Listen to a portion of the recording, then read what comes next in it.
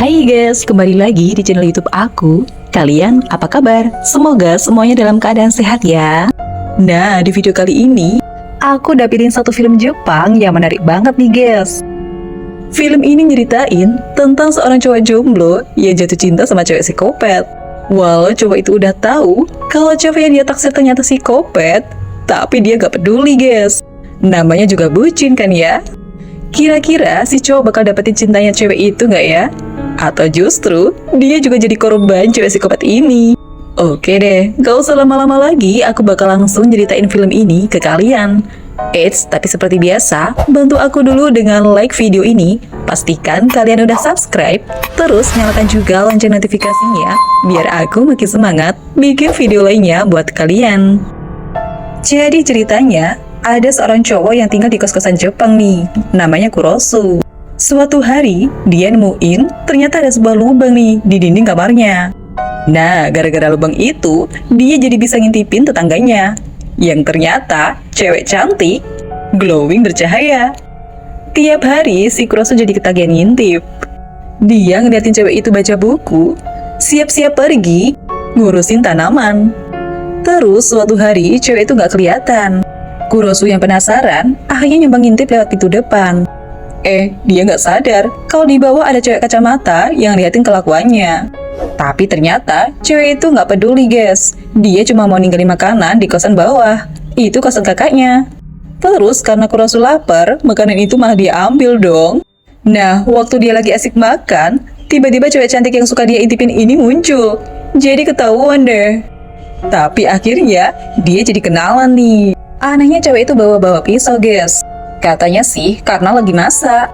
Nama cewek cantik itu Mia. Dan karena kelihatan tuh kayaknya kelaparan, dia jadi diundang tuh ke rumahnya. Menang banyak nih ya si Kurosu. Setelahnya, Kurosu tuh ngintip jadi makin sering nih, ngintipin lewat lubang. Dia juga jadi sering diundang ke rumah Mia buat makan bareng. Bahkan kelihatannya Mia ini tertarik sama si Kurosu. Gara-gara itu, si Kurosu jadi pengen berubah. Dia mau berhenti ngintipin Mia. Akhirnya, dia tutupin lubangnya pakai kertas nih. Tapi di malam harinya, dia udah gatel lagi nih guys, pengen ngintip. Tiba-tiba, Kurosu kaget banget. Karena dia ngeliat ada seorang pria di kamar Mia. Lebih kagetnya lagi, Mia menghabisi pria itu dengan mudah.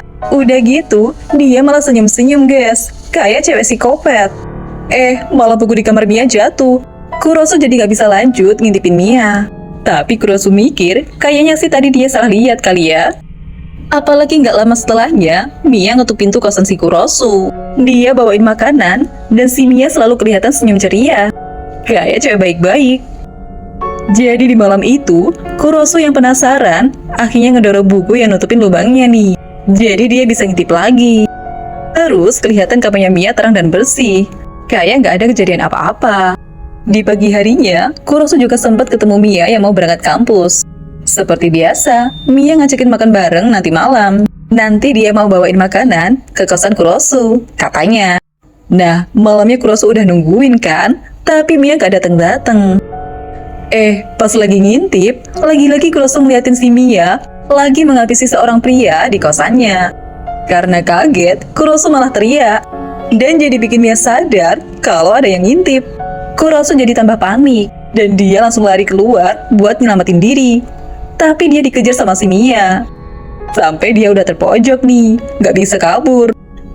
Di situ Kurosu yang bucin malah bilang kalau dia udah pasrah. Kurosu gak khawatir sama si Mia yang psikopat. Saking bucinnya, dia sampai rela kalau misalnya harus nyerahin nyawanya untuk Mia. Mia jadi tertarik nih sama Kurosu yang unik. Dan cewek psikopat ini malah ngajakin Kurosu pacaran dong. Keesokan harinya, si cewek kacamata kemarin datang lagi ke kosan itu. Dia bawain makanan lagi untuk kakak cowoknya yang ternyata suka main kucing. Sempet sapa-sapaan juga sama si Kurosu. Setelahnya, seperti biasa, Kurosu makan bareng sama cewek psikopat yang cantik dan manis ini. Terus lubang itu jadi dipakai buat mereka komunikasi kalau lagi kangen. Dan setiap hari, mereka juga suka jalan-jalan keliling kota. Walau tiap hari, Kurosu harus kuat ya, ngelihat Mia yang menghabisi korban-korbannya. Lama-lama, dia bahkan mulai terbiasa guys. Sampai Kurosu rasa ada yang aneh. Karena korbannya Mia udah banyak banget, tapi kasusnya nggak pernah ada di berita sama sekali. Nah, siang itu Kurosu papasan sama tetangga yang suka kucing ini. Kakaknya cewek kacamata. Di malam harinya, dia kaget banget. Karena tetangganya itu diikat sama Mia. Dan kayak biasanya, pria itu juga dihabisin. Gak lama Kurosu ngeliat, ternyata Mia punya tim yang tugasnya ngilangin barang-barang bukti. Makanya, selama ini aksi cewek psikopat ini gak pernah ketahuan. Kurosu yang penasaran, akhirnya ngedatengin kamar Mia. Tapi cewek itu lagi pergi. Yang ada cuma mbak rambut pendek ini nih, yang lagi ngeberesin mayatnya si pria kucing. Terus Kurosu bingung, kenapa pria itu dihabisin. Padahal kelihatannya kan baik. Akhirnya, mbak ini ngajakin Kurosu buat ngeliat isi kosan pria itu. Di situ Kurosu kaget banget. Karena ternyata pria itu bukan pecinta kucing, guys. Di rumahnya, pria itu udah nangkep banyak banget kucing buat diambil dagingnya dan dijual. Jadi ternyata orang-orang yang jadi korbannya Mia itu sebenarnya orang jahat, guys. Nah, lanjut ya. Keesokan harinya, pas Kurosu pulang ke kosan, dia papasan lagi nih sama si cewek kacamata. Dia nyariin kakaknya. Soalnya nggak ada kabar. Kurosu bingung harus bilang apa. Malah ini ada si Mia yang ngeliatin mereka. Mia nawarin cewek itu buat nunggu di kosannya. Tapi Kurosu langsung buru-buru nyuruh cewek itu untuk pergi. Soalnya dia takut cewek itu dihabisin juga sama Mia. Besoknya cewek itu datang lagi, guys. Dan dia minta Kurosu buat nemenin ngecek isi kamar kakaknya nih. Kurosu sempet panik. Tapi ternyata kamar pria itu juga udah diberesin sama timnya Mia. Udah bersih tuh, gak ada lagi bangkai-bangkai kucingnya. Di situ juga ada kertas tiket yang nunjukin seolah-olah pria itu pergi ke luar negeri. Jadi kerjaan timnya Mia ini rapi banget, guys. Si cewek kacamata jadi lega, dan perbuatan Mia, ya jadi nggak ketahuan deh. Terus di malam harinya, Kurosu nggak sengaja ngeliat Mia lagi sama cowok preman ini. Dia jadi cemburu. Tapi sebenarnya cowok itu tuh salah satu orang yang jahat, guys. Preman-preman ini marah, karena Mia udah menghabisi salah satu anggota mereka. Karena tahu kalau Mia ini cewek psikopat yang jagoan, dia jadi ajakin kerjasama nih sama geng preman ini. Bahkan, preman-preman ini ngancam bakal menghabisi Kurosu kalau Mia nggak mau bantuin mereka. Setelahnya, Mia khawatir sama Kurosu. Jadi sengaja nih, dia nungguin buat pulang bareng. Di kosan ternyata ada cewek kacamata.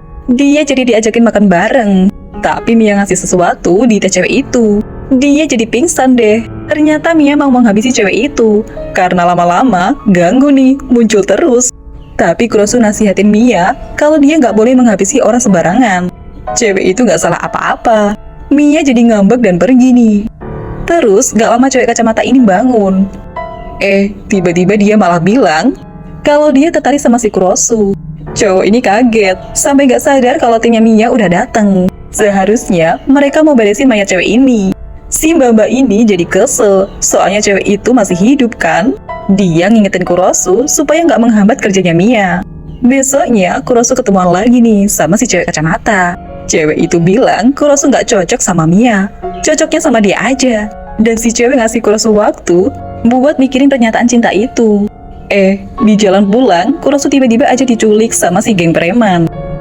Mereka minta Kurosu buat ngebujuk Mia supaya mau bergabung sama mereka. Tapi Kurosu nolak, karena dia nggak pengen ngeliat Mia menghabisi orang lagi. Geng preman marah dong. Pulang-pulang, pipinya Kurosu jadi terluka nih. Ngeliat itu, Mia jadi marah besar, dan mau menghabisi si geng preman. Lagi-lagi, Kurosu malah ngebujuk Mia supaya berhenti jadi cewek psikopat. Karena dia nggak mau Mia sampai kenapa-napa. Tapi Mia nggak mau denger. Dan biasa ya, namanya juga cewek. Dia jadi ngambek. Setelahnya, mereka nggak ketemu berhari-hari. Kurosu jadi galau nih. Karena sebenarnya, dia suka banget sama Mia. Akhirnya, dia ngintip di lubang tembok itu lagi. Di situ Kurosu ngeliat, Mia baru aja menghabisi korbannya. Tapi kali ini beda. Ekspresi Mia kelihatan sedih. Padahal, biasanya cewek psikopat ini selalu senang tiap menghabisi korbannya.